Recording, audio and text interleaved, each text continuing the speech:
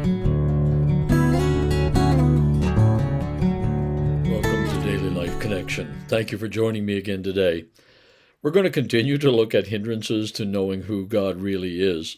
And for several days, we've been talking about how self-righteousness hinders us. And I want to take another aspect of that today, because I really believe that the whole idea of performance-based Christianity has made it very difficult to really understand the heart of God for us, because it focuses our perspective so that we only see certain things.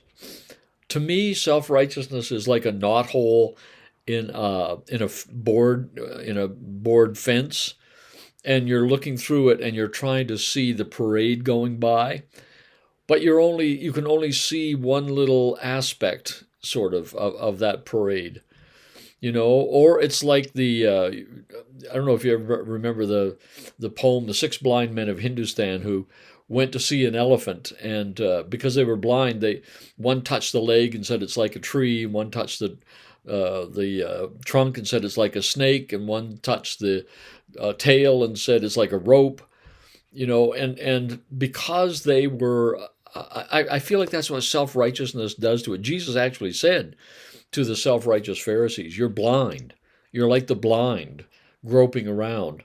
And then you're trying to proclaim that I'm like what you perceive me to be, and you're blind. You can't really see, especially the whole aspect of who I am.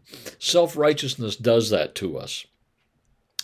Today, I want to focus on the idea that when we believe God rewards human effort to be good, moral, righteous, godly, and punishes bad, then we see him through the lens of a judge or a trainer whose goal is to get us to perform better.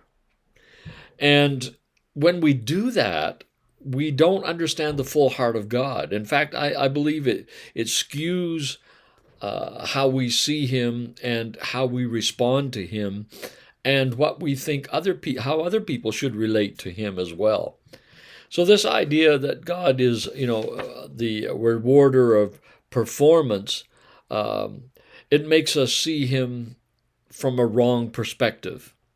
You see, if I have a trainer, the goal of that trainer, and it's not bad, and I know he trains us, but it's not out of a heart of performance, okay, or judgmentalism. For example, if I have a personal trainer and I say to them, I really want to get more healthy, I want to lose some weight, I want to get my cardiovascular system more healthy, then they will say, okay, let's do this and let's work on that and so on. And they may say, you really need to cut back on that, the fatty stuff that you're eating or the chocolate or whatever, if you want to achieve your goal. If their goal is to help me be healthy, then that's a good kind of trainer. But if their goal is to make me more perfect or whatever, then it becomes more of a judgmental kind of thing. I caught you eating the wrong stuff again, or you're not doing enough sit-ups, or you're not jogging far enough, and it becomes an adversarial relationship, because I only see them as the judge of how I'm doing. And too many Christians see God like that. God's heart is for us to do well, to live well, but it's born out of a heart of love for us, not out of one of, if you don't line up, I'm going to punish you for this. I would not want to go to a trainer who said, well, if I catch you not jogging someday, then I'm going to fine you a certain amount of money. Or, it's almost like, the old drill sergeant, a stereotype in the armed forces. If you don't answer just right, then drop and give me 10 push-ups or 50 push-ups.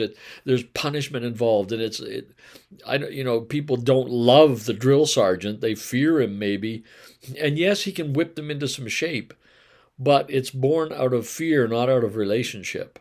And that's not who our God is. You see, I think this kind of self-righteous, performance-oriented understanding of God moves us out of relationship with him and into a fear. Not like the fear of the Old Testament was an honor and a reverence and an awe born out of relationship, not a cowering in a corner afraid he's going to smack us silly.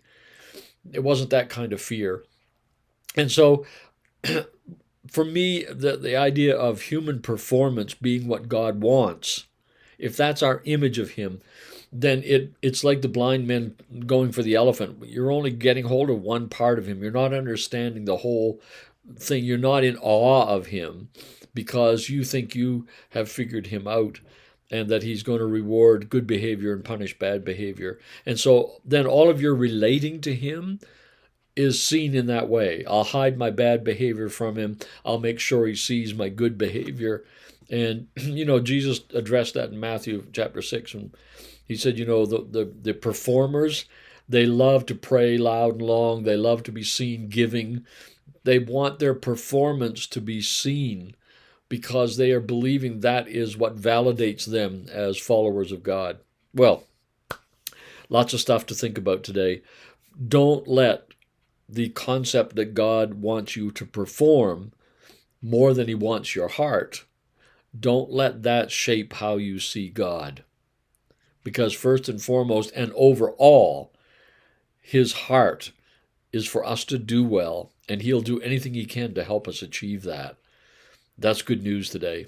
Let's think about it. God bless. We'll talk again tomorrow.